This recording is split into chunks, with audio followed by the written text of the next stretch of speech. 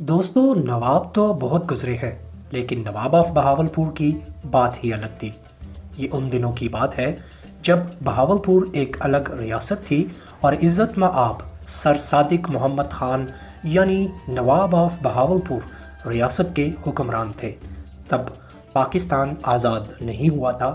نواب صاحب لندن میں مقیم تھے اور ایک صبح لندن کے بانڈ سٹریٹ میں واک کرنے نکل گئے۔ چلتے چلتے ان کی نظر رولز رائس کار کے شو روم پر پڑی جو اس وقت کی لگژری کار تصور کی جاتی تھی۔ نواب صاحب شو روم کے اندر گئے تو limited edition Rolls Royce cars وہاں پر رکھی گئی تھی۔ دوستو یہاں یہ بتانا ضروری ہے کہ اس وقت یہ کار آج کل کے BMW کے لیٹسٹ کار کی طرح بڑی اہمیت کی حامل تھی اور ہر کسی کے خرید سے باہر تھی۔ نواب صاحب چونکہ واک کرتے نکلے تھے تو عام سا لباس پہنا تھا، لہٰذا شو روم کے مینیجر اور عملے نے ان کو تعصب سے دیکھا اور طرح طرح کے جملے بھی کسنے لگے۔ شو روم کے عملے اور مینیجر کو شاید یہ معلوم نہ تھا کہ یہ نواب آف بہاولپور ہے۔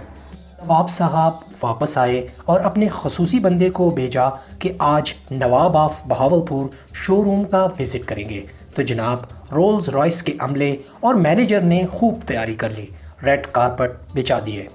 نواب صاحب نے اپنا شاہی لباس پہنا اور پورے پروٹوکول میں وہاں چلے گئے۔ شو روم پر شاندار استقبال کیا گیا۔ نواب صاحب نے شو روم پر موجود تمام کے تمام 6 کارز کو خرید لیا اور ان کو ریاست بہاولپور بھجوانے کا حکم دیا۔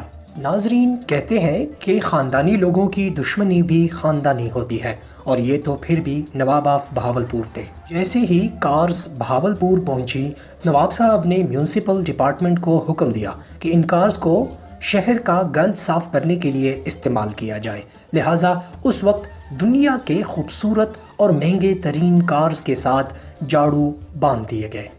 پھر کیا تھا، کچھ دنوں میں نیوز پیپر کے ذریعے پورے دنیا میں بات پھیل گئی۔ لوگ اس کار کا جب بھی ذکر کرتے تو ساتھ یہی کہتے کہ وہ کار جو گند صاف کرنے کے لیے استعمال ہوتی ہے۔ دیکھتے ہی دیکھتے رولز رائس کا گراف نیچے آیا اور ان کے ریونیو میں ریکارڈ کمی ہوئی جو کمپنی کے برداشت سے باہر تھی۔ تحقیقات پر رولز رائس کی کمپنی کو تمام کہانی کا پتہ چلا، لہٰذا انہوں نے آفیشیل لیٹر نواب صاحب کو ٹیلی گرام کے ذریعے بھیجا، اپنے کیے پر معافی مانگی اور ساتھ ہی ریکویسٹ کی کہ ان کارز کو اس کام سے ہٹایا جائے، ہماری بہت بدنامی ہو رہی ہے۔ جب نواب صاحب کو یقین ہو گیا کہ کمپنی کو سبق مل چکا ہے تو انہوں نے رولز رائس کارز کو صفائی سے ہٹا دیا۔ دوستو نواب صاحب 3 سال کے تھے جب ان کے والد کا انتقال ہوا۔ اس کے بعد وہ نواب آف بہاولپور بنے، جبکہ عملی طور پر انہوں نے اپنا منصب 1924 میں سنبھالا۔ وہ قائد-ِ-اعظم کے قریبی دوست تھے، لہٰذا پاکستان بننے کے 1 مہینے بعد ریاست بہاولپور کو پاکستان کا حصہ بنا دیا۔ انہوں نے اپنے ذاتی جائیداد میں سے پنجاب یونیورسٹی اور کنگ ایڈورڈ کالج کو زمین مختص کی، جبکہ پاکستان آزاد ہونے کے 1 مہینے بعد تمام ڈپارٹمنٹ کو سیلری بہاولپور ریاست کے خزانے سے ادا کی گئی۔ پاکستان آزاد ہونے سے پہلے نواب صاحب برٹش آرمی کا حصہ بھی رہے تھے اور 1946 میں میجر جنرل کے عہدے پر پروموٹ بھی ہوئے تھے۔ ان کا انتقال 1966 کو لندن میں ہوا اور بہاولپور میں سپرد خاک کیا گیا۔